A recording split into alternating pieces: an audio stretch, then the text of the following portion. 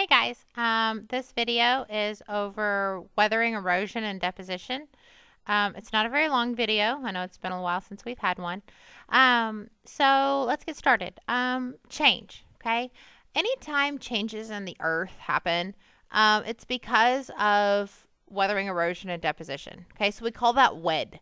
So change equals WED. If it's going to change, it's going to have weathering, erosion, and deposition. So what is this structure? Okay, we know that it is the Sphinx located in Egypt, and it was once the face of a pharaoh or man.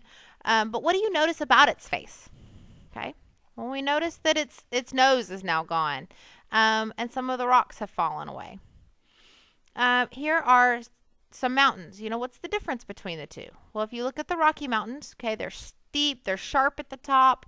But when you look at the Smoky Mountains, they're much more gentle sloped and not peaked at the top. Okay. This happens because of WED. Okay. It happens because of weathering, which is the breaking down of rocks, erosion, which is where rocks are carried away, and deposition, which is where they're laid down somewhere else.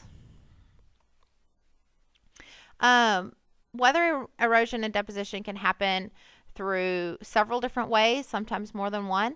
So water can break down rocks and carry them away and deposit them somewhere else. Ice, wind, plants and animals, gravity, chemicals. Okay, all of these are agents or ways of change. Okay, so all of these are ways that things can be weathered, eroded, and then deposited. So if we look at water, here's a stream. You know, it can wear the rocks down into more of a sand. The lighter they are, the further it'll carry them. And then it'll drop them once they get too heavy to be carried by the water anymore. Ice, okay, the way it happens is called frost wedging. Water can fall into a crack, and then when it freezes, it actually splits that crack. Water is the only thing that actually expands when it freezes. Most everything else gets smaller, but water actually expands. So when water gets down in the crack and then freezes, it'll pry that rock apart and cause it to break into smaller pieces. Okay, wind. If you've ever seen a sandstorm, you know that wind can pick up sediment, it can carry it somewhere. It can also cause the rocks to get smaller. Okay, as wind carries and hits the rock with other things.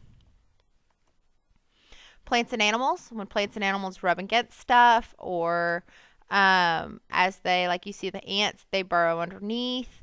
They can break things down, okay? And then they can also carry them off, okay? Sand, dust, parts of rock can get stuck in their fur. They can actually swallow it, some of them, and carry it to another place.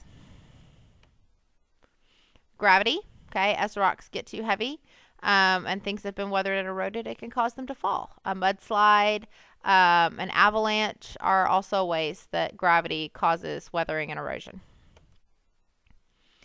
Chemicals, okay, acid rain, humans, okay, reactivity to sun and light, corrosion are all chemical ways that things can be weathered and eroded. So which agent do you think formed this feature?